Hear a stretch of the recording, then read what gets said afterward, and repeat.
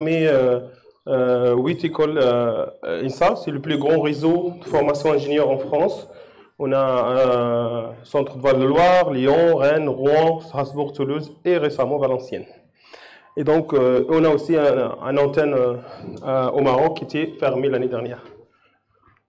Donc, quelques chiffres clés rapidement pour voir un peu le groupe INSA. Le groupe INSA, c'est plus de 20 000 étudiants, 3300 ingénieurs et 1350 étudiants en formation doctorale avec une balance très soulignée entre les étudiants, filles et garçons. Donc avec un budget plus total de 369 millions d'euros, c'est des chiffres de 2021 ou 2022.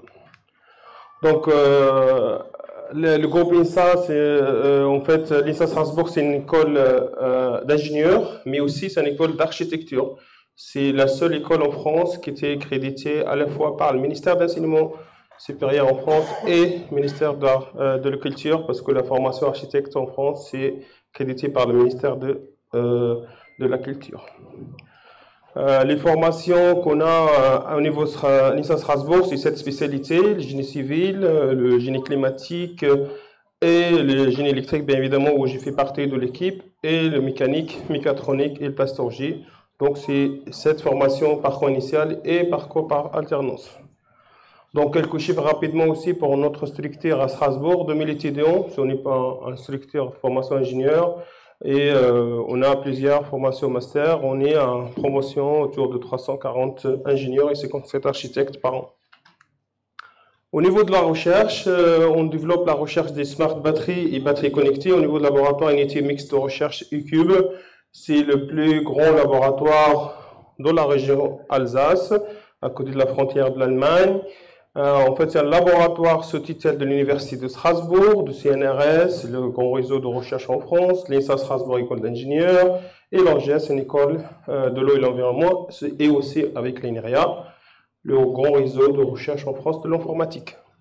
Donc, c'est un laboratoire qui est créé en 2013, il a fêté l'année dernière les 10 ans.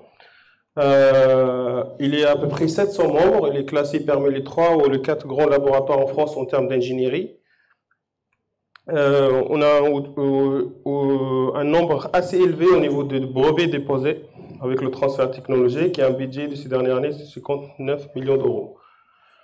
Le staff, c'est les informations, juste la répartition entre, parce qu'OVIC, c'est un laboratoire entre les CHU et les universités, donc on a des médecins, on a pas mal d'activités de recherche au niveau de laboratoire, dont l'activité de l'énergie et les batteries qu'on développe aussi.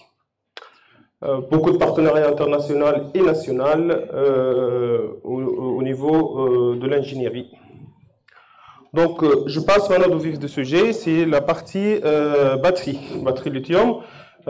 Quelques chiffres, un peu de chiffres, la tendance, parce qu'il ne faut pas séparer la partie technique et scientifique sur la partie économique. C'est très important d'avoir un peu une vision sur le marché, sur la tendance économique et la tendance transition énergétique. On regarde un peu sur le courbe sur les énergies, comment ça évolue au niveau de water, surtout pour les entreprises opérateurs de réseaux électriques, comment la production d'énergie au niveau international, ça a changé carrément entre l'équilibre entre l'énergie fossile et l'énergie renouvelable.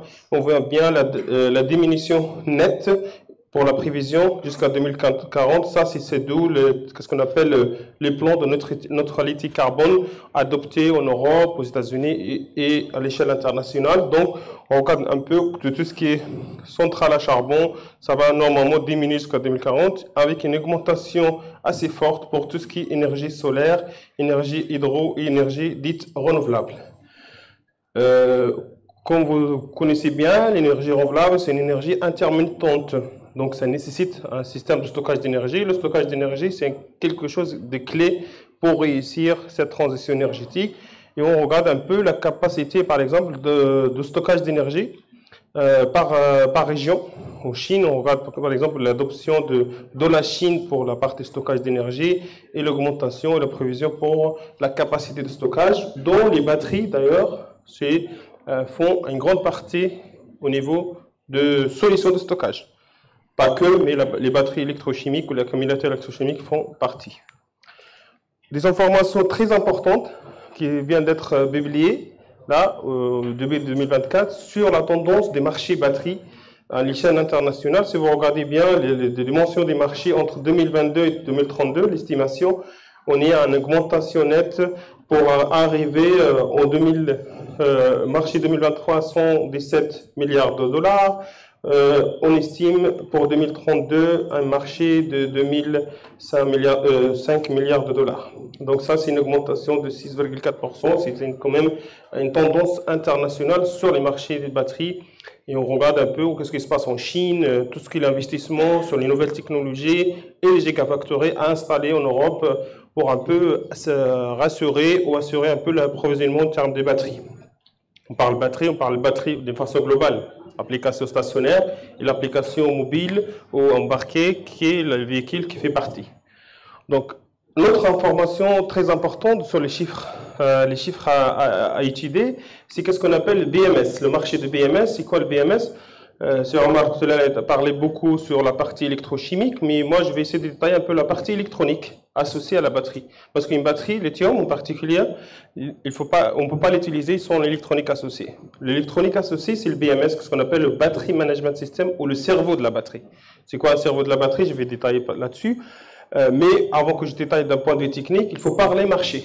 C'est quoi le marché de batterie BMS? C'est en fait, si on regarde un peu les chiffres publiés récemment, on parle d'un marché au 2023 qui ne dépasse pas le 10 milliards de dollars, avec une augmentation assez significative à 54 milliards en prévision 2032. Donc avec un pourcentage de 21% d'augmentation du marché. Donc il y aura vraiment toute une filière qui ça va développer au niveau de l'électronique et l'informatique, parce que BMS, il y a deux parties, hardware et software. Donc voilà, et ça c'est très important de comprendre un peu la tendance économique des solutions à développer ou des solutions en cours de développement au lien avec la présentation de M. Hafid tout à l'heure. Donc voilà, là je ne vais pas tarder beaucoup. C'est quoi une batterie? Une batterie, on a trois grandes familles. Hein. Les batteries historiquement utilisées dans le démarrage des voitures, les batteries lead-acide ou les batteries au plomb, nickel batterie et lithium batterie qui commencent à prendre une grande partie de la marché. Moi, j'utilise souvent pour mes présentations ce qu'on appelle le diagramme d'Oragon. Le diagramme d'Oragon, c'est un diagramme qui est utilisé souvent par les ingénieurs, voire les chercheurs, de classifier les stockers ou les sources d'énergie d'une façon globale pour comparer un peu les deux critères qui étaient cités par M. Omar tout à l'heure, c'est ce qu'on appelle specific power et la puissance spécifique, ça veut dire le kilowatt par rapport à le kilogramme. C'est une information importante pour le choix et le dimensionnement optimisé d'un stocker. Et sur l'axe en bas, on a ce qu'on appelle le specific energy, c'est l'énergie, c'est le water, c'est l'autonomie. C'est les deux informations clés pour choisir un stocker. Donc on trouve sur le diagramme d'Oragon des techniques de stockage électrostatique type supercondensateur qui sont très intéressantes d'un point de vue puissance, mais malheureusement d'un point de vue autonomie c'est trop faible. Donc ils peuvent facilement délivrer ou récupérer des pics de courant, mais ils ne peuvent pas assurer une autonomie de fonctionnement. Mais il y a des applications autour de supercondensateurs, on reviendra là-dessus. Après, on a les familles lithium. Si vous regardez les familles lithium, différentes chimies, ça dépend de la composition chimique, on trouve sur la partie puissance et la partie énergie, on trouvera des solutions. Donc, c'est pourquoi la batterie lithium maintenant prend une grande partie de la marché, parce qu'avec la famille lithium, quel que soit polymère ou d'autres chimies, on va dire, au niveau d'électrode, peut répondre au marché. Et là, on regarde maintenant les nouvelles technos de batterie en cours de développement, qui s'appelle les batteries toutes solides. L'électrolyte, il n'est pas liquide, mais plutôt solide, et on espère doubler l'énergie ou la densité, ça veut dire l'autonomie d'aider à la batterie, mais c'est une technologie en cours de développement avec tous les problèmes de sécurité, surtout la partie recharge qui pose un grand problème pour cette technologie en cours de développement, qui est d'ailleurs pilotée par Toyota et les acteurs japonais. On trouve sur les batteries, il faut savoir qu'on trouve les batteries, les gens qui ne connaissent pas une batterie, la batterie c'est pas un bloc, c'est comme une matrice si vous voulez, il y a des séries et des parallèles, ça veut dire que je compose la batterie en cellules Et ça dépend de la tension que je cherche, ça dépend de l'énergie que je cherche. Je compose le nombre exact de branches et des cellules. Donc, et dans le marché, on trouve plusieurs types de batteries, des cellules. On trouve des cellules cylindriques, les cellules utilisées par Tesla et Elon Musk. Il faut savoir, juste une information entre parenthèses, que la technologie utilisée par Tesla, historiquement, ce n'est pas une technologie de rupture. C'est une technologie de marché qui existait avant même. C'est une technologie de Panasonic, simplement. Mais la valeur ajoutée, c'est dans le BMS. Aussi, comment ils ont assemblé ces cellules et comment utiliser le BMS pour avoir une autonomie record en optimisant qu'est-ce qu'on existe. Donc, on revient à la question de l'intégration et l'assemblage, c'est une question très importante pour le choix technologique. Ça, c'est quelque chose de très important. Donc, au final, Tesla, ils n'ont pas fait une rupture technologique sur la chimie de la batterie, mais ils ont fait la solution, l'intégration, l'optimisation de l'intégration, c'est là où il y a la valeur ajoutée, principalement. Donc, qu'est-ce que j'ai dit? Voilà, c'est comme ça que structure une batterie, des branches et serrées au parallèle. Rapidement, qu'est-ce que a déjà cité sur Amar tout à l'heure? La batterie est composée de 4 composants principalement. C'est les 2 électrodes, cathode et anode positif et négatif, un séparateur physique qui permet de séparer électriquement les 2 électrodes pour éviter un court-circuit, mais en même temps, il permet de faire ce qu'on appelle l'insertion, le passage des ions, parce que c'est fondamental pour le fonctionnement d'une batterie, que j'imagine vous connaissez, c'est le déplacement des ions en recharge en décharge, le sens inverse, et les électrons entrent à l'extra-batterie, comme déjà montré dans le schéma. On va regarder par exemple les ions qui déplacent entre l'électrode négatif positif, des ions en phase de décharge, et l'inverse par la suite. La composition de 2 électrodes, l'électrode positif et l'électrode négatif, principalement l'électrode positif, c'est le cathode, l'oxyde, on trouve pas mal, l'oxyde de lithium, on trouve pas mal de compositions. Donc on trouve le manganèse, le cobalt, le titane, et ça c'est qu'est-ce qu'on appelle les métaux rares. Là, il y a notre débat, là, on n'aura peut-être pas le temps de développer, mais en Europe, il y aura des directives 2027 de faire ce qu'on appelle le passeport numérique d'une batterie. Donc la traçabilité. Ce n'est pas juste les batteries, parce qu'il faut savoir que c'est des métaux qui sont monopolisés principalement par la Chine. C'est le manganèse, cobalt et nickel. Et donc, selon la composition de l'électrode positif et l'électrode négatif, parce que historiquement c'est des graphites de carbone, mais actuellement on parle aussi d'autres comme le silicium et autres, on peut trouver diverses batteries disponibles dans le marché avec des performances diverses. Par exemple, on trouve des renommées, on trouve les mêmes batteries, mais avec différences. C'est à cause de la composition. Donc, si on regarde par exemple des batteries type LME ou LFP, c'est la batterie actuellement le plus utilisée dans les marchés, principalement par rapport au problème de coût, mais d'un point de vue énergie, ce n'est pas la meilleure batterie, comparant avec la NMC qui représente une intensité d'énergie élevée, avec un durée de vie moins important par rapport à l'LFP. C'est les 2 technologies principalement qu'on trouve dans le domaine embarqué. L'NCA aussi, on le trouve pour les applications spatiales et l'application plutôt qui nécessite une puissance et énergie importante. Et l'LTO, c'est une technologie un peu moins chère, mais une technologie utilisée vachement dans le domaine de ferroviaire, de les trains. Pourquoi? Parce qu'une technologie, elle a une durée de vie importante et un train qui généralement est dimensionné pour 20 ans ou plus, donc il cherche toujours à amortir la batterie. Donc c'est une technologie quand même utilisée dans le domaine ferroviaire, mais là il y a des travaux pour utiliser aussi la NMC. En parlant maintenant, c'est quelque chose de très important dans les batteries qu'on développe avec mon équipe, c'est la partie emballement thermique. Emballement thermique, c'est quoi? C'est ce qu'on appelle l'explosion de batterie. Si vous regardez un peu dans les vidéos, il y a beaucoup de ce phénomène. C'est pour cela, d'où l'importance d'avoir un BMS qui gère cette limite de la batterie. Et un emballement thermique, ça peut produire principalement par des problèmes mécaniques, choc mécanique, un accident, un problème chimique ou un problème thermique. Ça veut dire que je laisse la batterie pour la partie température excessive, ou ce qu'on appelle nous les conditions extrêmes. Donc, comment ça produit ce phénomène d'emballement thermique? D'un point de vue électrochimique, je vais essayer d'aller plus vite, c'est qu'en fait, lorsque le séparateur est en dysfonctionnement, le séparateur, je rappelle, c'est l'élément qui fait la séparation entre les deux électrodes, ça veut dire la séparation électrique. Hein. Donc, si on a un accident, par exemple, si on a un accident où il y a le passage entre les électrodes, là, c'est qu'on a un court-circuit, donc c'est un débit de emballement thermique. Ça peut se produire par un choc mécanique, choc électrique, et même, maintenant, on parle de chute brutale de pression. Ça peut aussi engendrer un peu un emballement thermique. Il y a un phénomène qui était aussi détaillé par Omar tout à l'heure, c'est le dentrie. Ça veut dire la formation du dépôt de lithium-métal qui fait percer jusqu'à ici. Si vous regardez ici, là, c'est la formation du dendrite entre l'électrode négative et positive qui fait percer vers le séparateur et produire un court-circuit. Et ça, c'est ce qu'on appelle la cause. Et il faut savoir, si vous regardez malheureusement, là j'ai testé, mais la vidéo qu'on a développée avec le CIA sur une explosion de batterie maîtrisée. Mais en fait, c'est une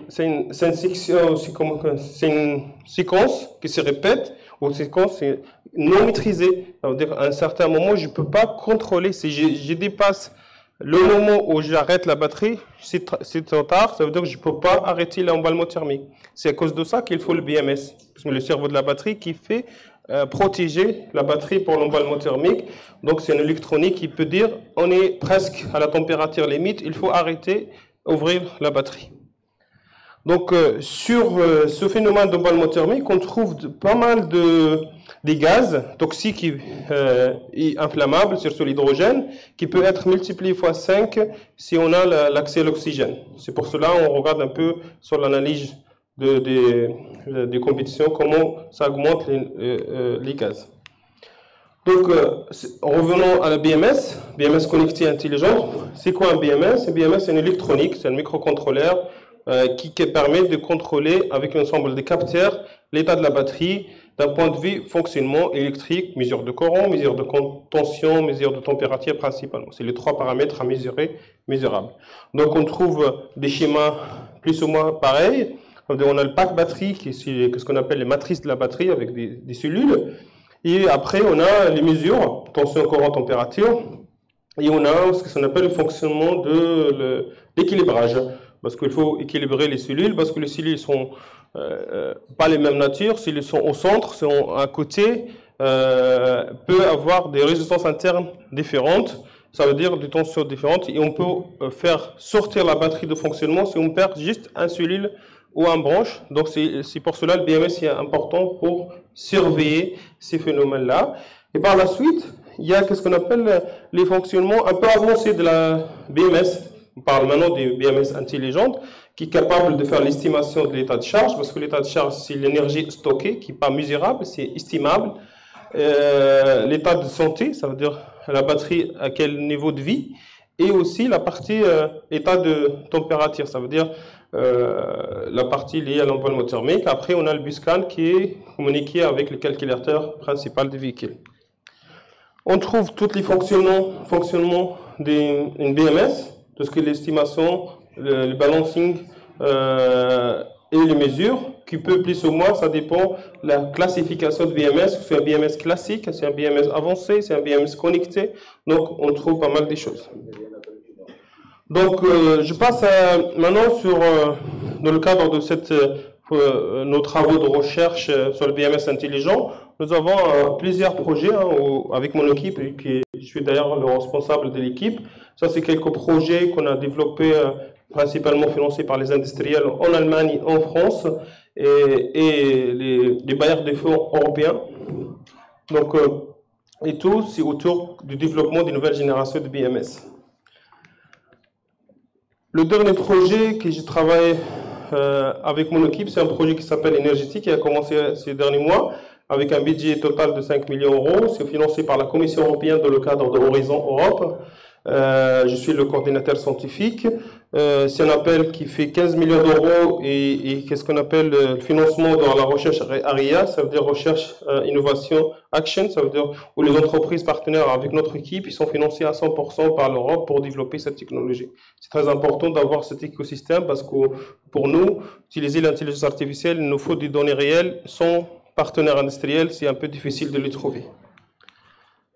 Quelques partenaires de mon équipe de recherche, c'est à peu près 7 ou 8 pays européens dans ce projet, et aussi des industriels de grand calibre comme EDF, Capgemini et des laboratoires de recherche comme le FIMTO-ST, de Belfort, Bath University, Université de Luxembourg.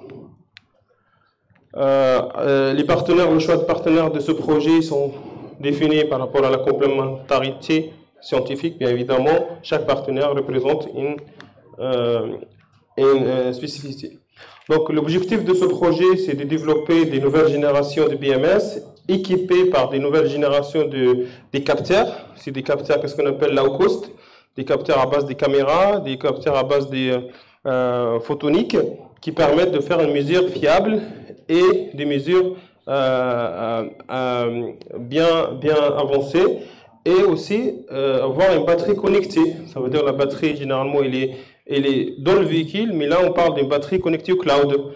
Donc, et développer ce qu'on appelle le jumeau numérique. C'est quoi un digital twin en anglais? Ça veut dire avoir un doubleur numérique de la batterie qui c'est dans le cloud, qui permet de revoir, vérifier les informations. Si on sait jamais un emballement thermique, je peux savoir qu'est-ce qui s'est passé exactement.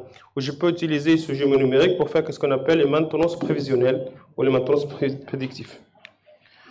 Quelques résultats rapidement. Ça, c'est les modèles, nos approches de modélisation.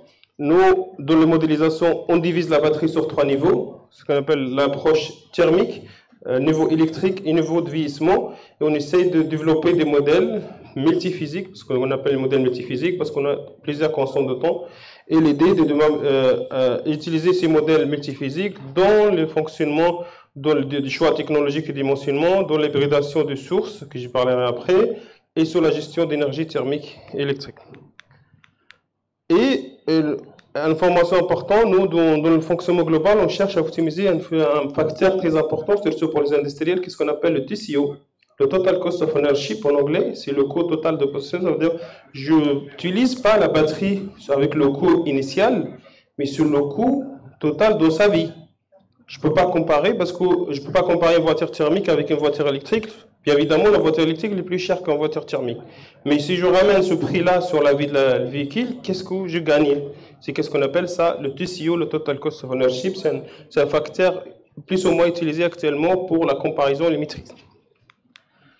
Ça, c'est dans notre laboratoire de nos partenaires en Angleterre. C'est le BMW 8 qu'on a fait analyser, le faire sur le banc roulant. On fait les tests et on teste les voitures avec sa batterie et on essaye de modéliser d'un point de vue électrique. Il faut nos modèles, adapter nos modèles avec des tests réels.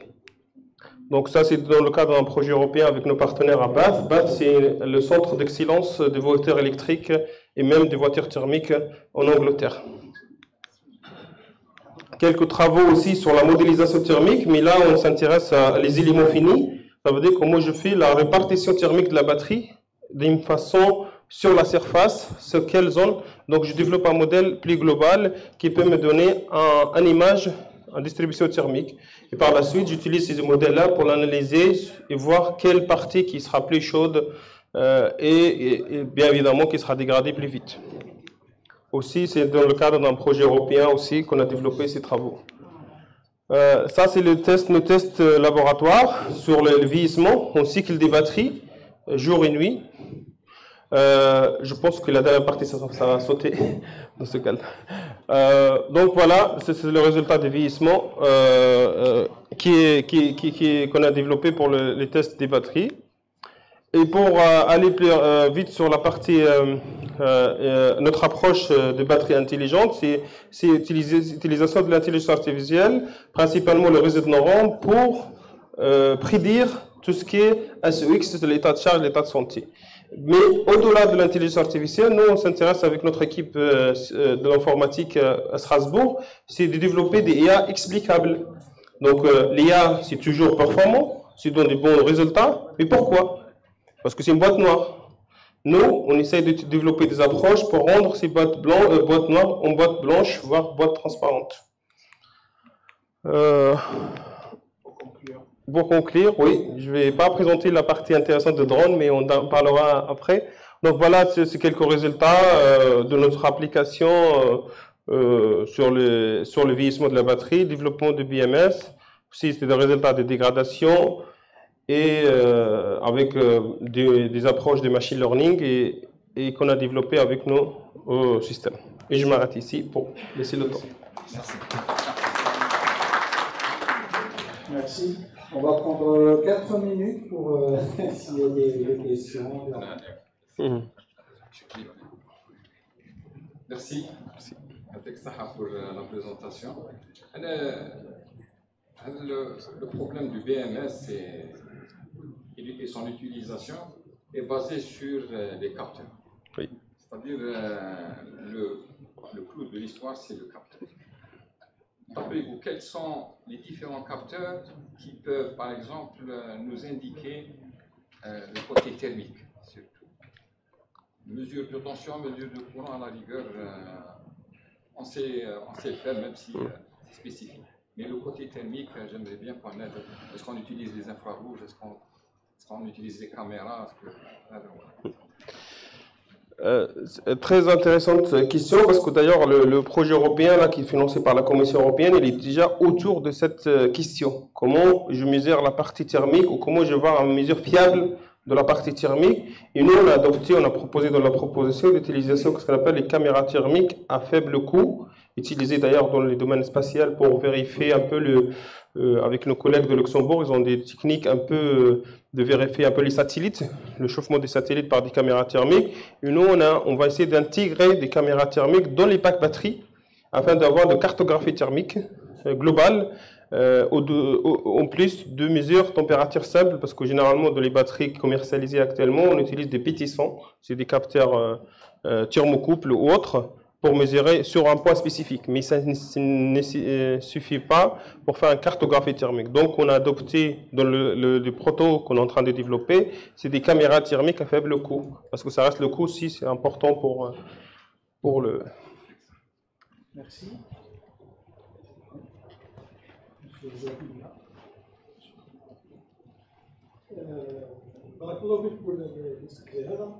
y a un problème que vous avez évoqué, ainsi que votre prédécesseur, c'est à propos des formations des dentistes. Y a-t-il un moyen technique, mécanique, électrique peut-être, d'éviter la formation ou de casser la formation de ces dentistes?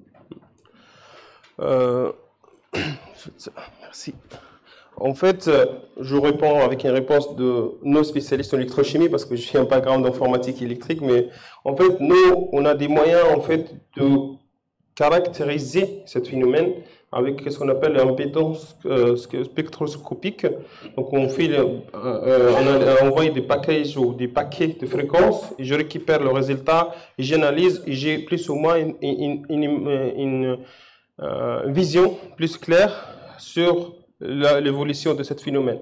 Donc, par technologie, on a constaté que l'utilisation de lithium-métal au niveau électrode négatif accélère beaucoup cette formation.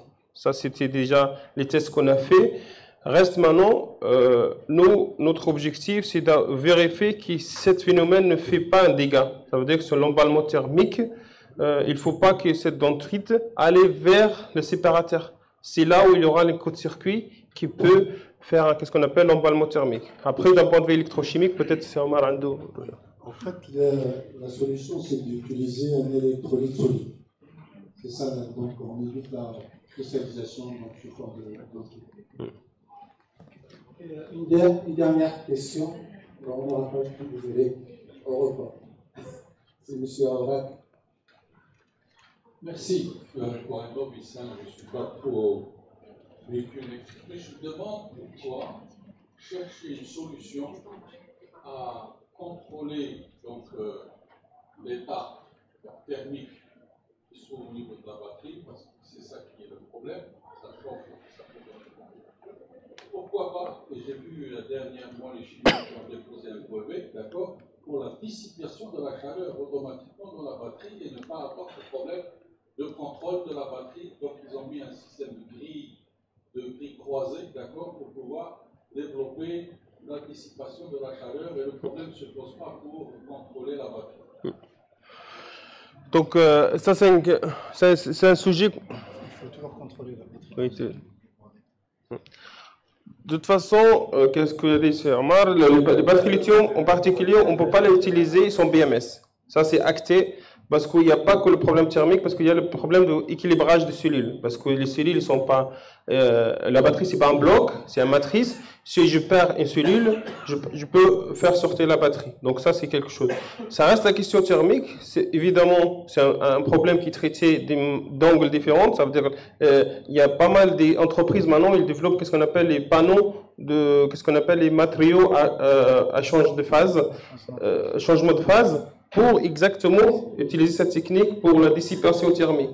Donc, il utilisait cette température de l'habitacle de voiture pour le chauffage. Et voire même pour stocker thermiquement, l'utiliser par la suite. Mais ça reste quand même une solution développée. Ce n'est pas une solution actuellement dans le marché. Et aussi, il faut savoir de l'embarquer. La masse, 1 kg, ça vaut beaucoup. Donc, rajouter un système de dissipation, c'est des masses supplémentaires. Donc, ça rajoute des batteries. Donc, ça rend aussi, c'est une question aussi de coût global. Merci, un travail très intéressant. Donc, on va passer maintenant au prochain orateur. Donc, de Strasbourg, on va partir à Belfort. Pas loin. Pas de TGV, hein. Je sais qu'il n'y a pas de TGV, ça va prendre un peu de temps. Donc, professeur Mohamed Bouchrif.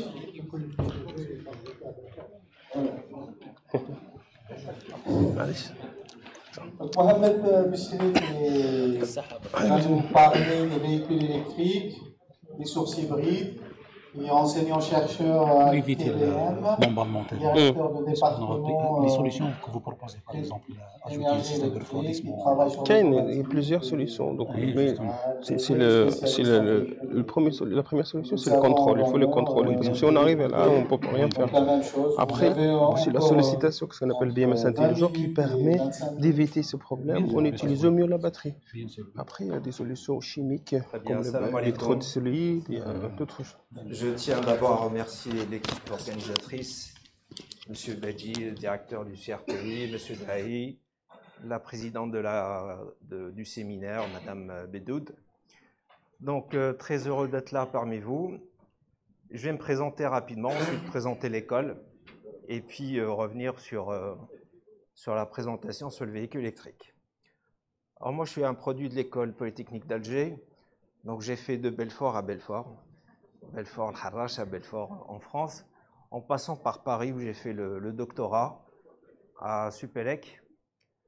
Donc je suis directeur de la formation département énergie, génie électrique. Je suis éditeur dans pas mal de journaux et j'ai la chance depuis 2020, chaque année quasiment, d'être élu parmi les 2% meilleurs, enfin les chercheurs les plus cités par Stanford Université. Alors, je vais présenter rapidement quelques applications sur lesquelles on travaille. On a une formation assez généraliste, hein, on forme des ingénieurs et on associe à chaque fois l'aspect expérimental. C'est ce que je retrouve un petit peu dans le CRTI, c'est l'aspect expérimental qu'on associe avec la science. Donc on travaille sur des panneaux solaires, on travaille sur les microprocesseurs, microcontrôleurs, sur le transport. On allie pas mal dans notre département. On allie les énergies renouvelables et le transport. Donc là, vous avez une application des supercondensateurs dans le train pour répondre aux pics de puissance lors des démarrages. On est capable de concevoir des convertisseurs, d'accord? Et c'est des convertisseurs dédiés aux panneaux solaires parce qu'il n'y a pas de source extérieure, hein. Donc le convertisseur est alimenté par le soleil avec la variation du soleil et la variation de la tension de fonctionnement. Donc, on travaille avec des outils aussi bien MATLAB que LabVIEW, que Raspberry, Arduino, des choses comme ça pour l'électronique embarquée. On a une soufflerie, on travaille sur les éoliennes, contrôle, un PPT des éoliennes, diagnostic. Là, vous avez une application pour les étudiants, c'est un TP sur les piles à combustible, d'accord? Et donc, les étudiants font la caractérisation des piles à combustible, le traitement thermique, jusqu'à la génération électrique. Donc, caractérisation des panneaux solaires, un PPT, surveillance, tout ça. Ce que je vous montre là, c'est des TP pour les étudiants. Et donc là aussi, on a l'expérimentation sur le véhicule électrique. Donc ça, c'est un dedans de PSA. C'est un véhicule électrique qu'on a complètement instrumenté. On a refait le tableau de bord sur ordinateur. On a enlevé les roues avant. On a fait une traction contrôlée où là, on peut imposer un profil de fonctionnement. Et donc, on récupère pas mal de données sur PC, puisqu'on est capable de refaire complètement le tableau de bord sur PC, en utilisant le Buscan, hein, entre autres. Et là, c'est un projet intéressant fait par les étudiants sur la réalisation d'un véhicule à pile à combustible. Donc là, je vais faire un slide dédié sur ça. Je vais le décortiquer par la suite. Puis pas mal d'applications sur le train, sur le transport. On est passé également sur les drones. Merci pour la visite au centre de Bousmaël. Donc j'ai rajouté un slide pour vous. Alors ça, c'est un projet pour étudiants pour lequel on a réalisé un véhicule en 2 semestres. Donc c'est un projet de 6 mois qui a duré sur 2 semestres, où la difficulté, c'était de concevoir un véhicule à pile à combustible. Donc ça, c'était le challenge imposé aux étudiants. On a simplement acheté le châssis. Donc, quand vous faites du prototypage, vous achetez un châssis, on a développé les cartes. Vous voyez ici qu'on a un réservoir hydrogène, c'est un réservoir solide, la pile à combustible de 50 watts ici, et puis l'électronique associée, c'est un véhicule qui est radiocommandé, il a une autonomie d'1 heure, et puis les dimensions 80 par 40, c'était simplement pour montrer que on peut maîtriser la technologie, la faisabilité. Après, c'est des histoires de coûts.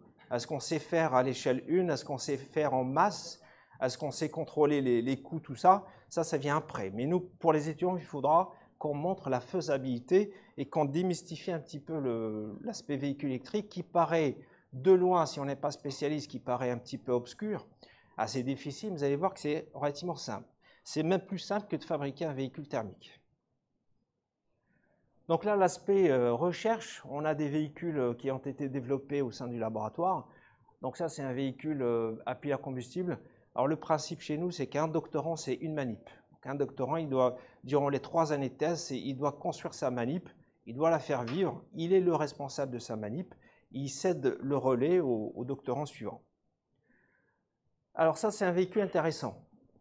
C'est un véhicule qui a été construit entièrement par les étudiants, échelle 1, entre 2 départements mécaniques qui ont fait toute la structure, l'aérodynamique, structure de carbone, et puis un autre département qui a fait toute la partie électrique, motorisation, convertisseur, tableau de bord, tout a été fait par les étudiants. Alors c'est un véhicule à batterie, tenez-vous bien, il dépasse les 200 km/h. Il a participé à pas mal de tournois automobiles. Il a remporté environ 11 prix première position. Bon, il est conduit par les étudiants également. Donc on a pas mal d'expérience sur le véhicule électrique qu'on souhaiterait échanger, bien sûr. Donc ça, c'est une deuxième version d'un véhicule. Vous allez voir l'évolution des designs au fur et à mesure des promotions qui arrivent après. Donc deuxième version, troisième version. Bon, la partie design, elle est faite avec une école qui est affiliée avec nous, c'est Sbarro. Mais toute la partie électrique, elle est faite chez nous. Donc vous voyez bien que là, ça part d'un modèle, on part d'une page blanche. Hein. Donc l'étudiant, il fait le design, comme ça a été fait ce matin, vous avez décerné des prix. On prend le meilleur dessin et puis on passe ça sur une imprimante 3D pour sortir un modèle miniaturisé. On le passe dans une soufflerie pour étudier le CX, l'aérodynamique. Et après, on va à l'échelle 1. Généralement, en une année, on réalise le véhicule. Et donc chaque promo, chaque année, réalise son propre proto. Échelle 1. Donc vous voyez l'évolution hein, des véhicules. Voilà, et puis ça, c'est le véhicule qui a été exposé au Salon international des véhicules. Voilà ce qu'on fait en matière d'enseignement, à la recherche. Cette partie-là, elle est principalement dédiée à l'enseignement pour les élèves ingénieurs. Alors j'ai une vidéo de l'UTBM, mais je vais peut-être la passer à la fin si on a le temps. Donc je vais passer rapidement au cœur de la présentation, puisque si vous avez un véhicule électrique, vous avez un moteur électrique. Alors là, il y a une discussion. Alors, on a vu ce matin qu'il y avait une entreprise sur les moteurs. Est-ce qu'on va prendre un moteur asynchrone ou synchrone ou carrément moteur à courant continu? Il y a un grand débat. Alors, de manière générale, on va éviter le moteur asynchrone parce qu'en termes de densité énergie, masse, puissance, il n'est pas avantagé par rapport au moteur synchrone. Donc il est plus lourd, plus volumineux pour la même puissance. Par contre, il est moins cher, ça c'est clair. Mais quand on travaille sur de l'embarqué, c'est la chasse au gramme, même pas au kilogramme, c'est la chasse au gramme. Donc de manière générale, on va privilégier les moteurs synchrones. On va commencer à voir arriver les moteurs asynchrones. Si vous prenez l'exemple de la Tesla Model Y, à double propulsion avant-arrière, vous avez la propulsion principale qui est un moteur synchrone, et puis elle est aidée lors des accélérations par un petit moteur asynchrone. Donc majoritairement, on est sur les moteurs synchrones. On m'a posé une question ce matin. On est à une puissance d'à peu près 100 kW de moteur pour un véhicule à peu près de 2 tonnes. D'accord? Donc c'est à peu près les puissances qu'on a sur les moteurs électriques. Alors cette masse, forcément, il faudra la déplacer. Et donc c'est la partie stockage qui pose problème aujourd'hui. Le stockage, c'est le maillon faible de la filière énergétique. Alors tout ce qui est source d'énergie au sein du véhicule, c'est du DC. Ce n'est pas de l'AC. Donc vous allez avoir un bus continu qui est alimenté par des sources DC.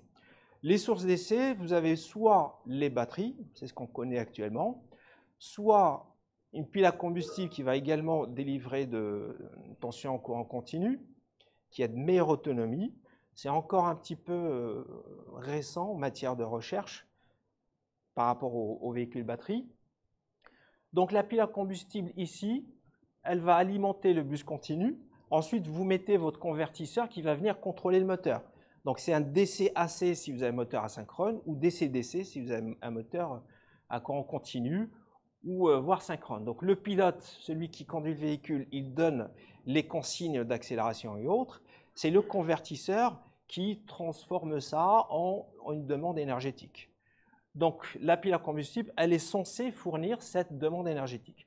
Simplement, la pile n'est pas dimensionnée, elle est incapable de fournir les transitoires de puissance. Elle a aussi pas mal de soucis lors des démarrages à froid. Donc la solution qui a été trouvée, c'est d'adjoindre à cette pile à combustible une autre source. Alors la source additionnelle, c'est soit une batterie déposée directement sur le bus DC, donc il y a pas mal de constructeurs qui ont choisi cette technologie. Donc la batterie va prendre en priorité les pics, d'accord, parce qu'elle est placée directement sur le bus, et puis on a un contrôle de la pile qui, elle, va donner l'énergie moyenne, donc garantir l'autonomie. Donc première architecture possible pour les véhicules. La deuxième, c'est d'ajouter des supercondensateurs, on en a parlé ce matin avec mon collègue. Donc les supercondensateurs, c'est des sources de puissance, puisqu'ils sont capables de fournir beaucoup d'énergie sur des instants très courts. Ils sont aussi capables de se recharger très vite. Un supercondensateur, en quelques secondes, 10 secondes, vous pouvez le charger, et en 10 secondes, il est déchargé. Chose qui est incapable de faire avec les batteries. Donc attention, quand vous concevez un véhicule électrique et que vous souhaitez récupérer l'énergie lors des freinages, alors récupérer sur les batteries, ce n'est pas intéressant, parce que vous n'avez pas freiné pendant des heures, vous avez freiné pendant quelques secondes. Donc idéalement, on va récupérer sur le supercondensateur pour absorber le maximum d'énergie régénérée et puis recharger au fur et à mesure la batterie si besoin.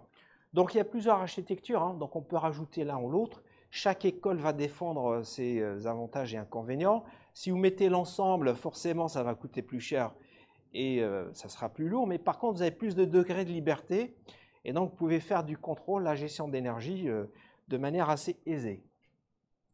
Donc ça c'est la partie charge.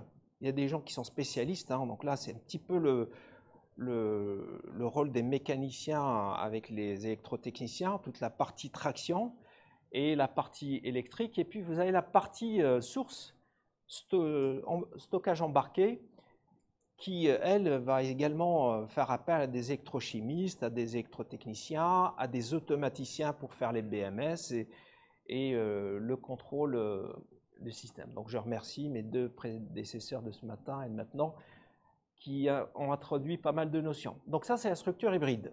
D'accord? Donc la pile à combustible, ça va ressembler à une batterie.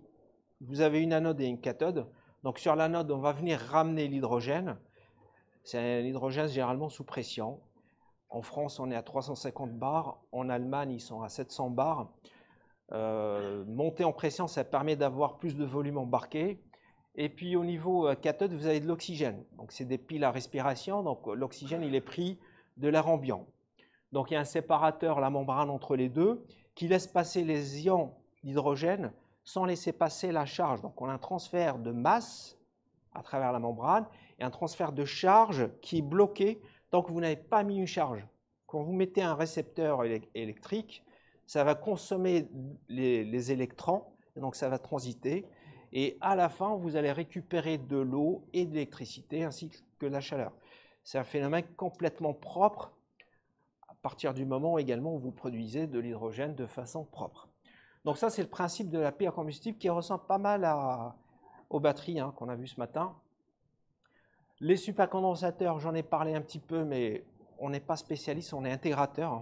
On est plus sur l'approche système, comme disait ce matin M. Aurag. On est plus sur l'approche système, donc on essaie de faire dialoguer tout ce monde, de le contrôler de manière efficace, d'avoir un contrôle rapproché, mais un contrôle centralisé sur l'ensemble. Un supercondensateur est une source de puissance. Alors, le diagramme de Ragon qui a été présenté, mais principalement, c'est ce schéma que je voudrais montrer.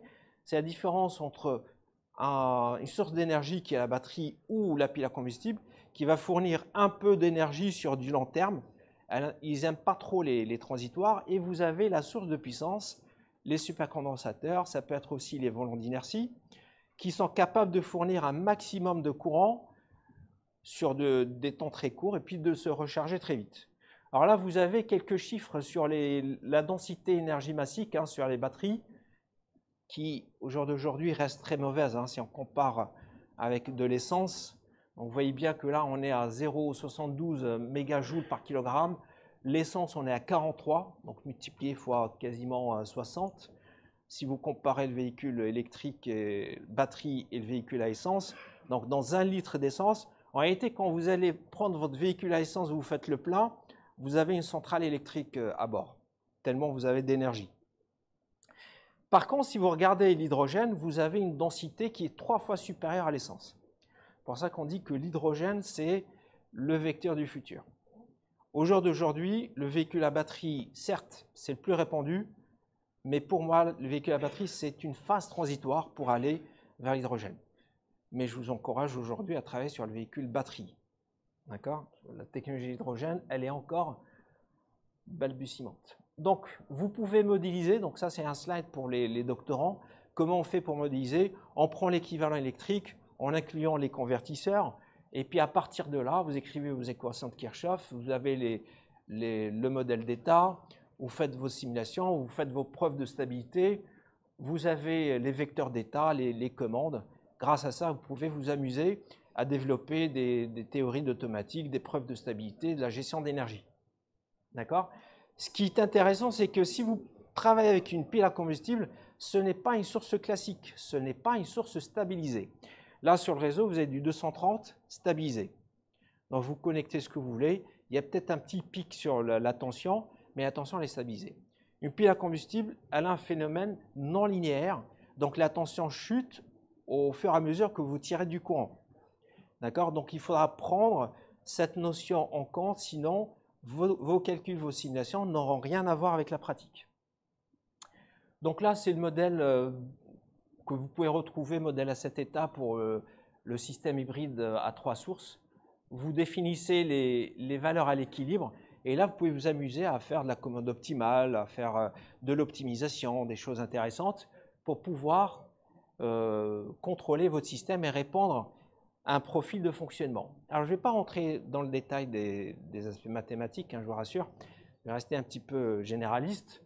Donc, l'hybridation, elle a commencé en 2008 avec le système stop and start. Donc, vous arrêtez un feu rouge, on éteint le moteur thermique.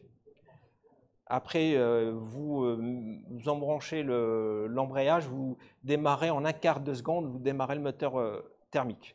Ensuite, on est passé au stop, start and go. Donc, l'arrêt au niveau des feux rouges et les premiers kilomètres par batterie. Ensuite, on est passé au mid hybride, donc 50% moteur électrique, 50% moteur thermique. Et là, on a une panoplie de véhicules électriques. Aujourd'hui, tous les constructeurs automobiles ont une panoplie de véhicules électriques. D'ailleurs, juste à titre d'information, le dernier trimestre 2023, les véhicules électriques enregistrés en France ont dépassé les véhicules thermiques. Alors, une première solution, vous avez un véhicule à batterie, vous allez au travail, vous revenez le soir, vous avez déchargé votre batterie. Quelle est la solution pour la recharger? Sachant que la recharge, elle va prendre 8 heures, 10 heures en fonction de votre chargeur. Une première solution, c'est de substituer le bac de batterie. Donc, vous allez dans une station, vous avez un bras manipulateur qui va retirer le pack de batterie déchargé. Il va vous mettre un pack chargé. Alors, vous savez que 40% du prix du véhicule électrique à batterie, c'est les batteries. Donc, dans cette solution, vous n'êtes pas propriétaire des batteries. Vous achetez le véhicule sans batterie, ce qui ne va pas vous revenir très cher. On verra les prix par la suite. Mais vous n'êtes pas propriétaire de votre batterie. Vous payez un abonnement et dans cet abonnement, vous avez tout l'entretien, la charge. Là, ça va prendre un quart d'heure, 20 minutes pour changer le pack de batterie, ce qui est très rapide. C'est appliqué dans certains pays d'ailleurs. L'autre solution, c'est d'avoir un chargeur off-board, donc à l'extérieur du véhicule, où là, vous n'avez pas de contrainte de poids et de volume. Vous mettez un chargeur surdimensionné qui va recharger très vite votre batterie. Par contre, vous êtes lié à ce type de chargeur, donc vous ne pouvez pas vous recharger partout. Parce que je rappelle que la batterie, c'est du DC. L'autre solution, c'est d'embarquer un chargeur. À ce moment-là, vous allez forcément mettre un chargeur plus petit à cause du problème de poids et de volume. Vous pouvez vous recharger partout. Si vous tirez un câble d'ici, vous êtes capable de charger votre voiture. Mais par contre, ça va prendre 12 heures, voire 18 heures. Donc là, c'est l'autre solution. Et puis, il y a toute la gestion grid to véhicule, véhicule to grid, puisque dans certains constructeurs, vous avez la possibilité de revendre l'énergie stockée dans les batteries, de la revendre au réseau. D'accord? Si le réseau accepte de racheter, vous avez par exemple la nuit, le prix de l'électricité qui est bas, vous chargez la nuit, et puis la journée, vous n'utilisez pas votre batterie, vous pouvez revendre cette électricité. Donc il y a un business plan qui peut avoir lieu par rapport à ça.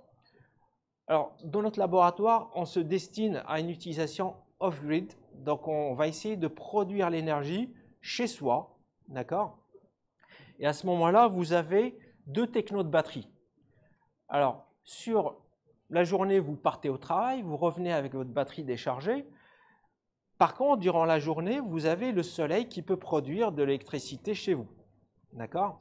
Alors, chez vous, vous allez mettre des batteries stationnaires. On n'a pas de contrainte de poids et de volume. Le mieux, c'est des batteries au plomb, au gel. Donc là, vous chargez des batteries qui sont relativement peu chères. Et puis, vous mettez deux types de batteries dans le véhicule, principalement du lithium. Il y a une époque où on était sur du nickel, à cause des problèmes du nickel, l'effet de mémoire et autres. Aujourd'hui, on est passé sur des batteries lithium, lithium fer phosphate, NMC. Et à ce moment-là, vous allez transférer cette quantité d'énergie embarquée dans le véhicule.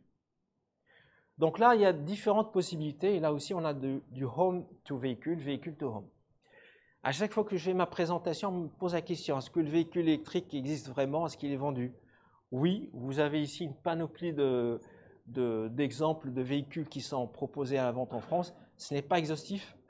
Alors, le bonus écologique, il a duré jusqu'en fin 2023. Il a changé de montant. Vous avez des exemples de véhicules qui sont complètement équipés de batterie. Donc, vous achetez votre batterie. Si vous prenez la BMW i3, elle est à 28 700, c'est un véhicule neuf. Alors, chacun jugera si c'est élevé ou pas en termes de prix. Alors, vous avez une vitesse max à 150 km/h, 160 km d'autonomie et une recharge en 6 heures.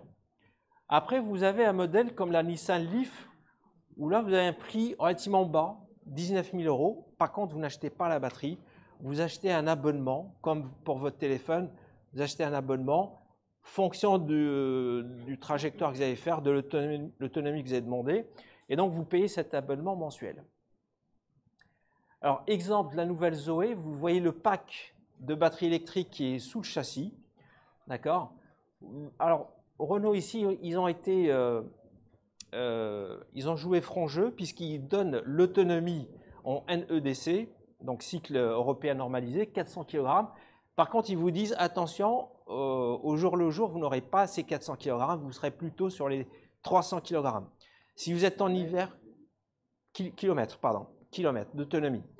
Après, si vous êtes en été, la batterie souffre, en hiver, pardon, la batterie souffre, vous allez descendre à 200 km d'autonomie en hiver. Alors voilà le prix. Et puis vous avez les différents temps de charge en fonction de la puissance électrique de votre chargeur. La Tesla, alors ce qui est intéressant avec la Tesla, c'est que quand vous achetez une Tesla, vous demandez le carnet d'entretien, on vous dit il n'y a pas d'entretien. Vous mettez juste, vous chargez l'eau pour le lave-glace, mais il n'y a pas d'entretien. Pas d'entretien dans le véhicule électrique. Elle est garantie 8 ans, 200 km d'autonomie, mais il n'y a pas d'entretien. D'accord? Donc, quelques différences entre le véhicule thermique et le véhicule électrique. Donc, le thermique, il fonctionne avec de l'essence ou du diesel. Électrique avec un moteur électrique, donc batterie. Vous avez toute la partie transmission, engrenage, boîte de vitesse qui sont dans le véhicule thermique, qui n'existe pas dans le véhicule électrique. Donc, tout ça, c'est enlevé. Vous avez les moteurs électriques, vous pouvez les mettre même au niveau des roues. Donc, vous avez des moteurs roues. Et les moteurs contrôlent directement la vitesse de chaque roue. D'accord? Pas de radiateur. Hein, il y a une question tout à l'heure sur le refroidissement. Les batteries sont refroidites. Si vous prenez la Tesla, toujours modèle Y ou modèle 3, vous avez une pompe à chaleur qui refroidit ou chauffe les batteries.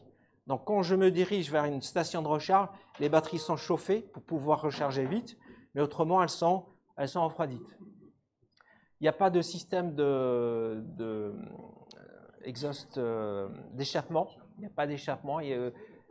D'accord? Il n'y a pas d'échappement sur le véhicule électrique. Donc, tout ça est enlevé. Tout ça est retiré. D'accord? Alors, je vous donne une image. Le coffre d'une modèle Y, parce qu'on a l'impression que les batteries vont prendre toute la place. Regardez l'espace qu'il y a dans le coffre. Et encore, si vous soulevez le coffre, vous avez encore 2 coffres en dessous. Et vous avez encore un coffre à l'avant. Tellement il y a de la place dans le véhicule électrique. Sur le principe de fonctionnement, il est assez facile à faire. Alors, quelques collaborations, puisque j'ai été invité à différentes reprises au Canada, où j'ai aidé à développer ce banc. En Chine, par exemple, c'est des bancs véhicules électriques. Hein. J'ai aidé également à développer ces bancs véhicules électriques. Alors, en Chine, petite anecdote, j'avais des doctorants avec moi, et à chaque fois que je leur demandais de rajouter du matériel, leur rajouter une charge, rajouter quelque chose, je partais à 17 h le soir. Le lendemain, le matin, à 9 h, c'était déjà fait. Incroyable. Alors, en sortie de l'université en Chine, vous n'avez pas des fast-food en face de la Chine, vous avez des fournisseurs. Donc, ils vont juste en face récupérer le matériel chez le fournisseur, ils travaillent la nuit. Je termine. Alors, j'ai travaillé aussi sur un projet de drone où on a équipé ce drone avec une pile à combustible.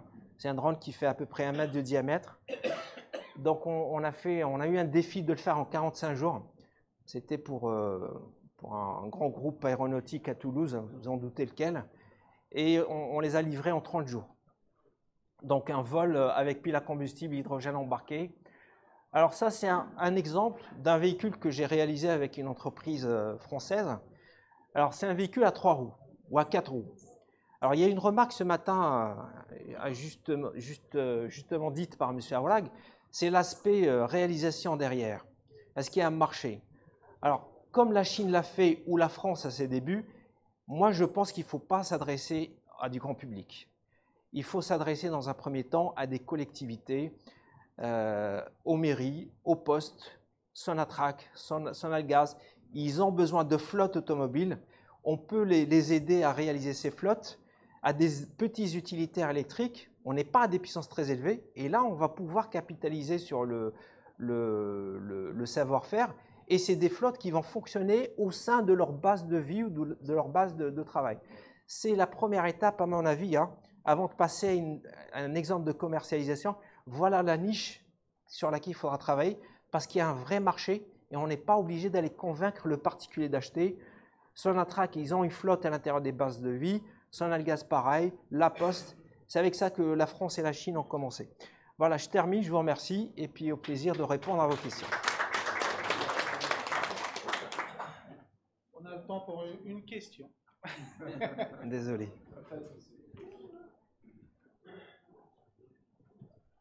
En attendant ma question, Carrefour 27, c'était un jeu de mots, c'est le vol, c'est après 27. Oui? C'est vol ou vol? Vol du drone ou... Ah non, non. Avec un E. Avec un E. Alors j'ai mis juste un schéma Katia parce que c'est confidentiel.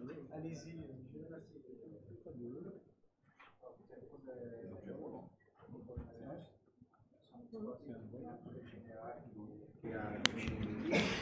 En particulier, ma question c'est pour l'utilisation de la pile à combustible. La pile à combustible, elle est connue en France depuis les années 70. Il y a des labos qui ont travaillé dans les années 70. Quand je parle de Belfort, je parle de Nancy. Nancy, ils travaillent en collaboration. Donc, dans les années 70, ils ont commencé à travailler sur la pile à combustible. Et puis, après un certain temps, ils ont abandonné le projet sous prétexte qu'il n'est pas rentable. Ils ont repris les travaux. J'ai discuté avec M. Rezo, dans le temps, il était le directeur des laboratoires de Green, qui travaille avec Belfort sur le même sujet.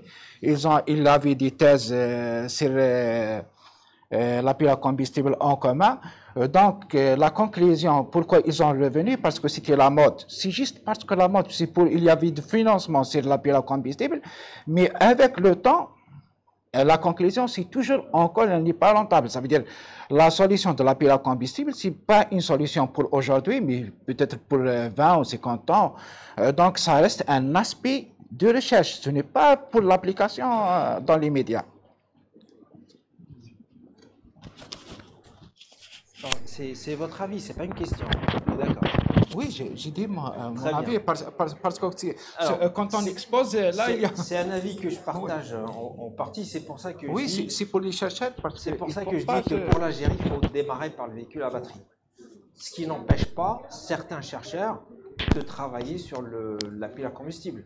Mais si on a 100% de fonds, on va mettre 80% peut-être sur la batterie, et puis réserver 20% pour ne pas être distancé énormément sur les piles à combustible. Mais c'est ce qui se passe en France. Hein. La plupart des véhicules électriques vendus en France, c'est des véhicules à batterie. D'accord? Mais ça n'empêche pas...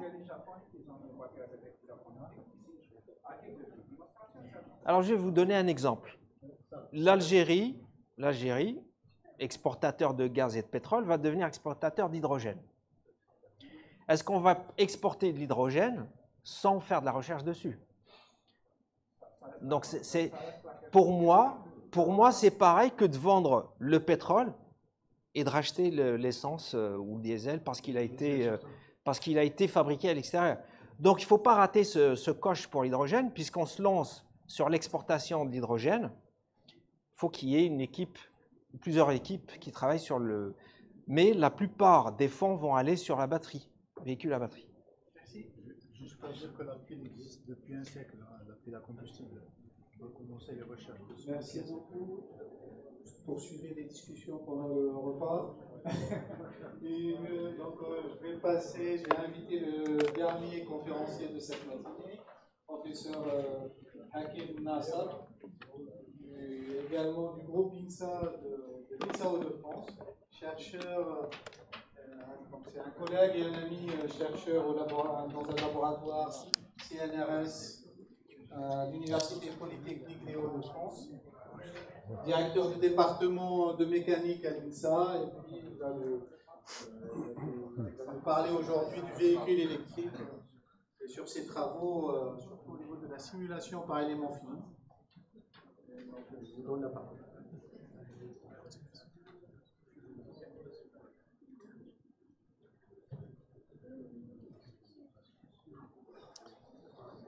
Merci, Monsieur le Président.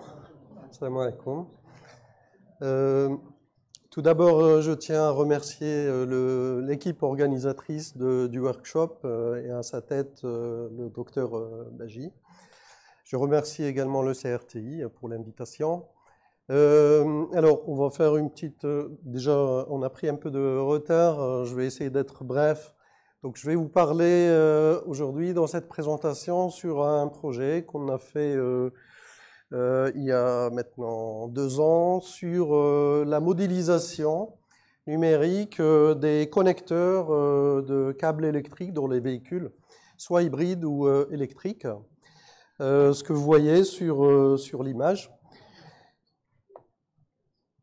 Alors, donc, je vais commencer par une introduction un peu sur la caractérisation matériaux, des tests expérimentaux sur ces connecteurs-là. Et ensuite, plus particulièrement, donc l'appel que l'entreprise Mercedes a fait à nous, c'est pour développer un modèle réduit mais efficace pour pouvoir modéliser un crash de véhicule complet utilisant ces connecteurs-là. Sachant qu'aujourd'hui, les industriels ne modélisent pas réellement ces connecteurs. Et donc Mercedes a fait appel à nous pour développer ça parce qu'ils pensent qu'à l'avenir, d'ici quelques années, ça va rentrer dans les tests d'homologation des véhicules. Et il ne faut pas que ce type de connecteur casse ou se déforme trop, s'endommage, parce que ça peut créer de fortes étincelles et départs de feu. Voilà, je vais passer rapidement l'introduction. Comme vous savez tous, hein, les normes écologiques, maintenant, l'augmentation de dioxyde d'azote, CO2 dans les cités, et puis la diminution de l'énergie fossile font qu'on fait recours maintenant de plus en plus aux véhicules dits propres. Et bien sûr, il y a des normes, hein, des normes qu'on doit respecter. Et donc, on va aller vers tout ce qui est énergie renouvelable. Alors, le problème pour les industriels, c'est il faut que les véhicules qu'on conçoit, quels qu'ils soient très complexes, il faut qu'ils passent quand même, il faut qu'ils soient sûrs. Et donc, il faut qu'ils passent les essais d'homologation. Et donc, dans ce projet-là, l'idée, on va se focaliser en particulier sur les connecteurs de câbles électriques et leur comportement en cas d'impact et de crash.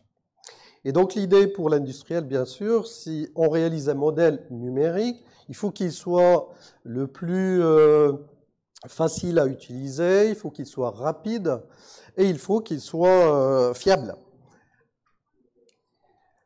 Alors, aujourd'hui, ces connecteurs-là ont une forme très complexe. Ils ont la taille de à peu près une dizaine, voire une quinzaine de centimètres. Ils sont assez gros. C'est un empilement de plusieurs couches, dont principalement c'est du polymère, polyamide, il y a du cuivre. Et donc, leur modélisation pour les gens qui sont numériciens, par élément fini, est très très coûteuse, parce qu'il faut aller modéliser en 3D. Et à l'échelle d'un véhicule complet, sachant qu'il y a plusieurs connecteurs dans un même véhicule, c'est quasiment impossible aujourd'hui. Et donc l'idée, c'est de développer ce qu'on appelle en anglais Sologate. Donc c'est un modèle simplifié, mais assez intelligent.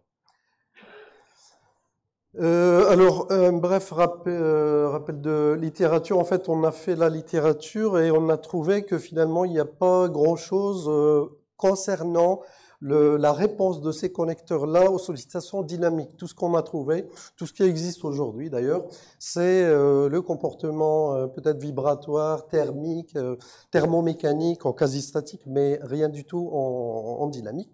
Donc, comme on collabore beaucoup avec les constructeurs allemands, et en particulier Mercedes, on place des étudiants, généralement on a une formule qu'on appelle DRT, Diplôme de recherche technologique, où les étudiants passent leur projet de fin d'études chez le constructeur et ils reviennent soutenir leur PFE et à nouveau ils repartent chez l'industriel pendant 1 an où ils travaillent comme ingénieurs et à la fin ils auront leur diplôme de recherche technologique. Alors, donc la procédure qu'on a développée, donc on va partir sur un modèle élément fini numérique assez simple au niveau géométrique, comme vous voyez ici. Et ce modèle, il faut bien sûr qu'il soit assez intelligent, qu'il reproduit la réalité du comportement mécanique. Donc on va se baser, pour l'alimenter, on va se baser sur un modèle fin. Un modèle qu'on va mailler en éléments finis 3D qui est très, très fiable, mais il a l'inconvénient d'être très coûteux et donc non utilisable dans la pratique. Et donc pour justement alimenter ce modèle 3D fin, on est obligé de faire recours à des tests expérimentaux physiques sur les vrais connecteurs. Et pour faire ces tests-là, avant de faire les tests globaux, on va faire une caractérisation des différents matériaux qui constituent justement ces connecteurs. Et donc à la fin, une fois qu'on aura alimenté notre modèle, il sera utilisé et validé par un crash test pour voir la faisabilité, est-ce que ça tient la route ou pas. Donc un connecteur de câble électrique de haut voltage, il est composé principalement d'une prise et d'une fiche en gros, donc un plug et un socket. Et par contre, si on regarde les détails à l'intérieur, ben, il est très compliqué. Et donc, pour quelqu'un qui fait de la modélisation, c'est hyper compliqué. Si on veut tenir compte du vrai comportement, ben, il faut modéliser tous ces composants. Et donc, c'est tout simplement pas faisable à l'échelle d'un véhicule complet. Pourquoi? Parce que déjà, il y a des normes au niveau calcul. On ne peut pas descendre en dessous de 5 mm, 4 mm à peu près de taille de maille quand on parle d'un véhicule. Or ici, pour modéliser ces différents composants, on est à l'échelle de même pas 0,5 mm. Donc c'est quasiment impossible. Alors au niveau matériaux, c'est principalement polyamide 12 pour la fiche et pour la prise, et pour le polyamide 12 rigidifié avec des fibres de verre à 30%. Et pour le reste, la partie métallique, c'est des alliages de cuivre. Donc dans un premier temps, on a fait des simulations numériques sur les connecteurs que vous voyez. Et donc c'est pour confirmer que la vitesse de déformation à l'intérieur au voisinage du connecteur n'est pas très élevée. Donc ce qu'on a observé, c'est à peu près maximum 0,1 seconde moins 1. Donc on peut lancer des tests expérimentaux en quasi statique sans trop risquer. Et donc, du coup, donc les tests ont été faits chez l'entreprise sur des éprouvettes. Alors, il s'agit du cuivre et du polyamide PA12 et le PA12 GF30. Alors, je passe rapidement. Donc, on identifie la partie élastique, on identifie la partie écrouissage, la partie élastoplastique pour le PA12, pour le PA12 GF30. Et ainsi pour le cuivre. Alors, l'autre partie, c'est qu'il faut identifier également la courbe de rupture du matériau, parce qu'on va solliciter le connecteur jusqu'à rupture pour voir quelles sont ses limites en cas de crash. Et donc, pareil, des essais de rupture ont été faits chez l'entreprise, et donc on a ce genre de courbe qui permet de voir la limite à la rupture, à la déformation à la rupture en fonction du type de sollicitation, de l'intensité de sollicitation qui s'appelle la triaxialité. Donc des essais d'abord ont été faits à l'échelle globale, des essais de traction et des essais de cisaillement. Donc comme vous voyez, donc je passe sur la partie, donc c'est des essais quasi statiques, on est à 5 mm par minute, jusqu'à rupture. Et donc, dans cette étude-là, je vous présente deux types de connecteurs, le connecteur Rosenberg, qui est le noir, et le connecteur Hirschman, qui sont utilisés principalement dans les véhicules Mercedes. Alors, donc, là, vous voyez l'essai de cisaillement avec un impacteur qui est situé à 21 mm de l'encastrement, donc on est directement sur plutôt la partie socket, donc la fiche. Donc on ne sollicite pas la prise ou le plug. Donc vous voyez ce type de courbe et on arrive à déterminer la charge limite, la charge ultime. Donc bien sûr, comme c'est des essais mécaniques, on va filtrer, on va prendre que les essais répétables, comme vous voyez, donc 3 essais. Et on va identifier le comportement selon 3 zones, une partie élastoplastique avec avec écrouissage et une partie effondrement ou rupture. Et ensuite, une partie où on a encore de la résistance, mais ça ne nous intéresse pas, cette partie-là. Ce qu'on a constaté expérimentalement, c'est que la rupture a lieu généralement au niveau de la base de la fiche, la base qui est encastrée avec le support. Pour le test de cisaillement plus loin, donc à 34 mm, là on sollicite plutôt la prise. Et donc, il y a un comportement un petit peu plus compliqué dans le sens où on a à peu près la même chose qu'avant. On a un début de rupture de la base. Et ensuite, le connecteur, il résiste un petit peu de la zone bleue. Et ensuite, à nouveau, on a rupture ou déconnexion de la fiche et de la prise. Donc, c'est la deuxième chute. Et donc pour nous, comme on a besoin de générer un modèle prédictif pour savoir est-ce que je vais avoir un problème lors d'un crash, je m'intéresse juste à la partie rouge. Si j'ai un début de rupture, donc j'alerte celui qui fait de la modélisation que c'est dangereux et qu'il faut revoir peut-être le positionnement du connecteur pour éviter des problèmes. Donc ensuite, il y a eu des tests de traction sur le connecteur. Donc on tire sur le câble jusqu'à rupture. Mais là, la rupture, c'est tout simplement une déconnexion de la fiche et de la prise, comme vous voyez. Donc là, également, on a une charge ultime de traction. Sur le deuxième connecteur, c'est à peu près la même chose. Hein. Donc c'est deux tests de cisaillement et un test de traction. On a à peu près les mêmes comportements, plus ou moins. Voilà. Donc une fois qu'on a ces résultats expérimentaux, on passe à la phase d'alimentation du modèle fin. Parce qu'on a besoin d'avoir un modèle fin qui, lui, il va driver, il va alimenter le modèle dont on a besoin, le modèle simplifié.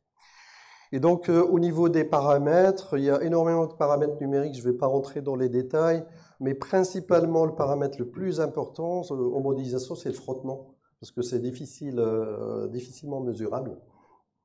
Voilà, donc je vais passer ces étapes-là, c'est un peu technique, mais ce n'est pas très important. Donc par exemple, pour le frottement, comme vous voyez, quand on modélise en 3D le modèle fin, ben on arrive à reproduire la courbe noire, c'est l'essai.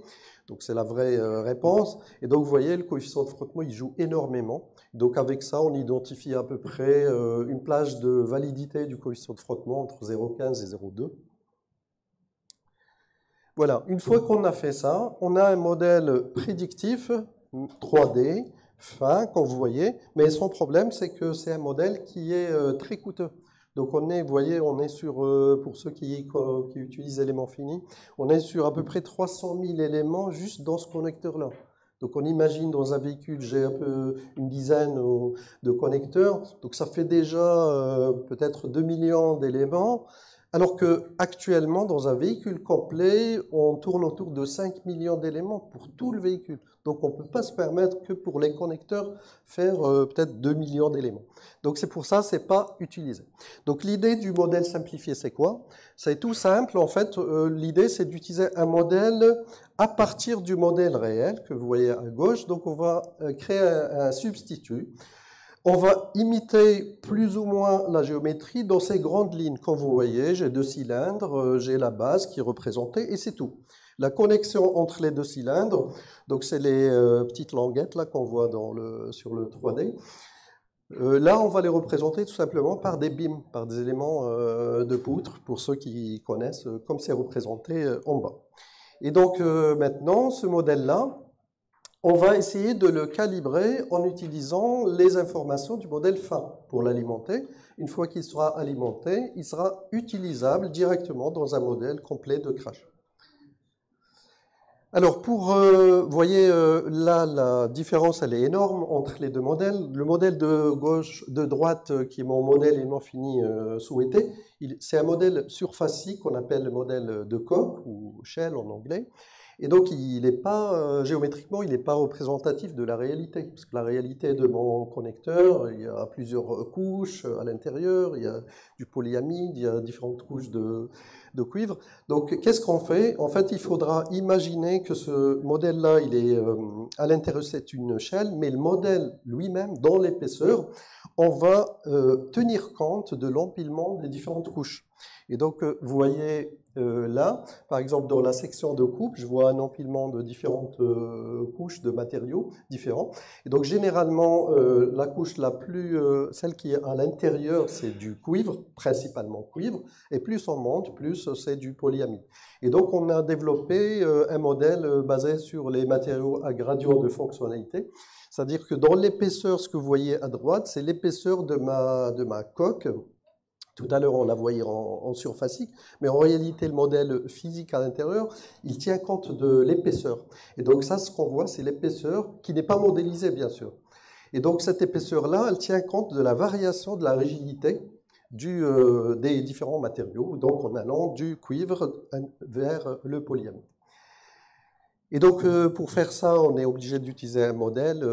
Donc, les modèles les plus courants, c'est ce que vous voyez là, par exemple, un modèle en tangente hyperbolique. Et on va identifier par méthode inverse, par exemple, et on arrive à identifier les paramètres élastiques, les paramètres d'écrouissage de ce modèle-là pour imiter la réalité. Donc ensuite, on fait nos essais, les mêmes essais qu'on a fait sur le vrai modèle 3D. Et donc là, comme vous voyez, donc on a calibré les différents paramètres, je vais vous les montrer. Donc les tests de cisaillement, 21-34, et le test de traction. Et on voit que c'est un modèle qui reste relativement prédictible, sachant qu'on va gagner énormément au niveau temps et au niveau également stockage. Je passe, donc ça c'est la boucle juste d'identification des paramètres matériaux, des paramètres géométriques également. Et une part importante, c'est la sensibilité, étudier la sensibilité des différents paramètres qui constituent notre modèle simplifié. Donc il y a les différentes épaisseurs, il y a les constantes matériaux, il y a le paramètre frottement. Et donc sur ces paramètres-là, il y a une grande sensibilité au niveau des épaisseurs, ce qui est normal, donc ce que vous voyez en haut. Voilà, ce qui permet de renforcer la précision au niveau de l'identification de ces paramètres-là lors de la calibration du modèle. Voilà.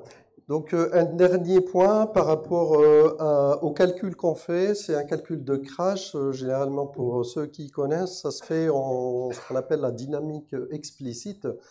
Et donc, quand on fait ça, généralement, quand on sollicite trop le système ou la pièce, généralement, quand on commence à endommager la pièce, il y a un phénomène qu'on appelle la localisation. Donc, la déformation elle se localise sur un endroit. Et les numériciens, ils savent ça. Plus on raffine le modèle, c'est-à-dire plus on met d'éléments, comme vous voyez de gauche à droite, je raffine mon maillage pour voir un peu la solution, est-ce qu'elle est stable ou pas.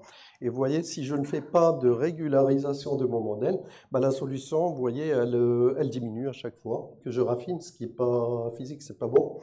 Donc ce qu'on fait, on est obligé de faire ce qu'on appelle les techniques de régularisation, c'est-à-dire la solution, on ne va pas la laisser monter à l'infini localement.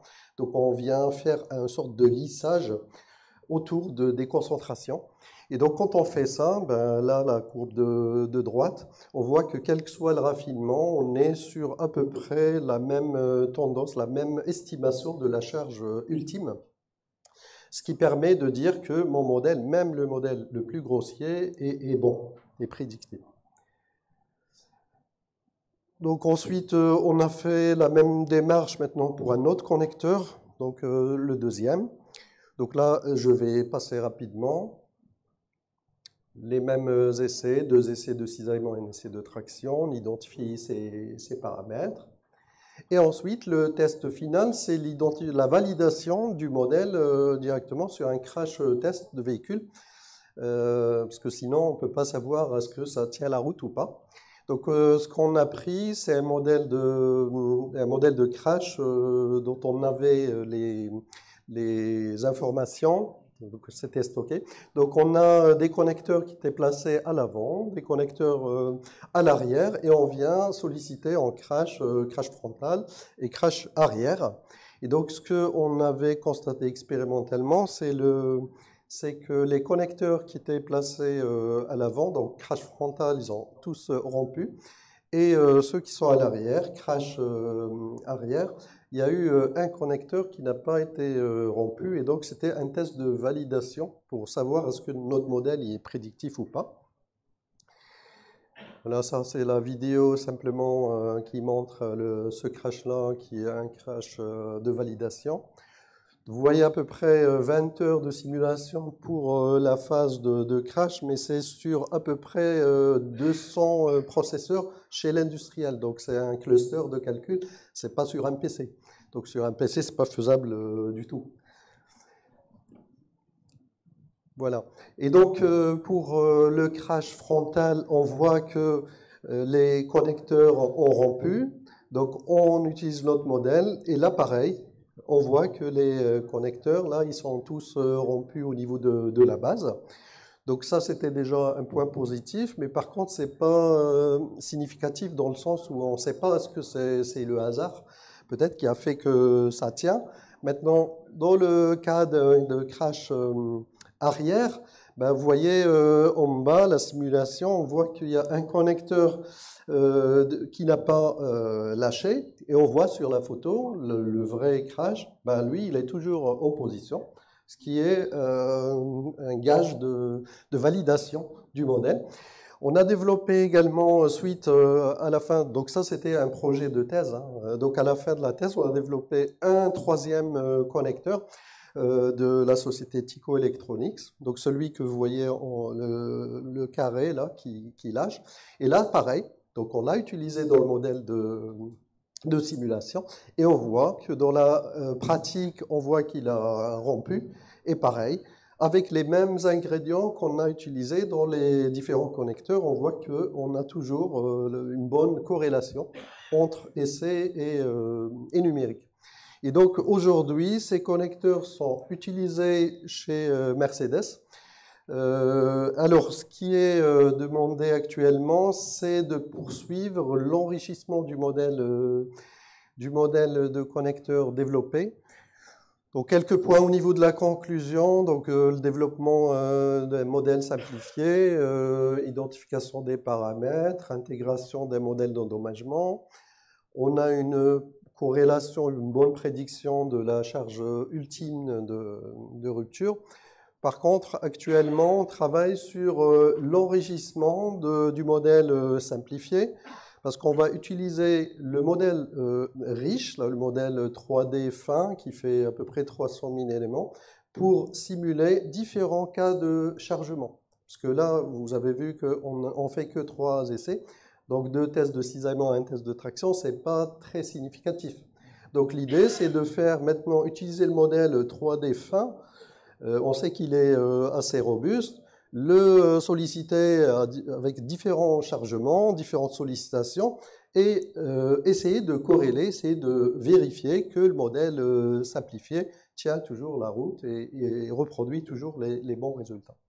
Voilà, donc ça c'est la continuité qu'on est en train de faire avec l'entreprise Mercedes. Voilà, j'espère que j'étais assez bref. Merci beaucoup. Est-ce qu'il y a des questions? On a 5 minutes. Merci pour la présentation. Ça change un petit peu de ce que vous avez vu tout à l'heure. Tu as bien respecté le temps. Merci pour la présentation très claire. Comme vous avez mentionné, c'est nouveau pour nous, parce qu'on travaille sur les systèmes de stockage du tout. Donc, j'ai une question par rapport à la propagation du choc. Oui. C'est-à-dire les conséquences qui vont se propager dans les cartes de contrôle, tout ce qui est carte de puissance. Est-ce qu'il y a des conséquences néfastes sur les cartes de contrôle et les cartes de puissance, par exemple? Est-ce qu'il y aura des échos, par exemple, de court-circuit ou circuit ouvert, par par exemple, au niveau des onduleurs, par exemple. Est-ce que vous avez une idée sur ça? Oui, c'est une bonne question. En fait, actuellement, la tendance, en tout cas chez l'industriel, chez cet industriel-là, il prend pas mal de stagiaires chez nous, mais plus sur la protection contre l'intrusion de batteries. Donc ça, c'est la tâche actuelle sur laquelle travaille l'industriel à fond. Protection de batteries pour les poids lourds, pour les véhicules légers. Pour la partie plus composants électriques ou électroniques, onduleurs par exemple, je n'ai pas vraiment d'idée là-dessus.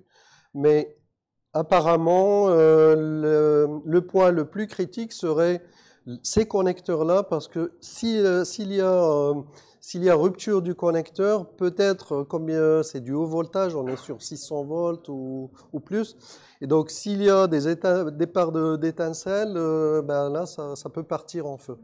Et donc là, c'est la priorité. Aujourd'hui, au niveau de tout ce qui est homologation Euro NCAP ou en Chine CNCAP ou Japon, etc., c'est pas pris en compte. Mais en fait, les industriels, ils font ces prédictions-là à l'avenir parce que peut-être que ça va tomber en 2027, 2028. Ben là, ils seront prêts. Au moins, leurs véhicules, ils seront homologués. Voilà. Merci.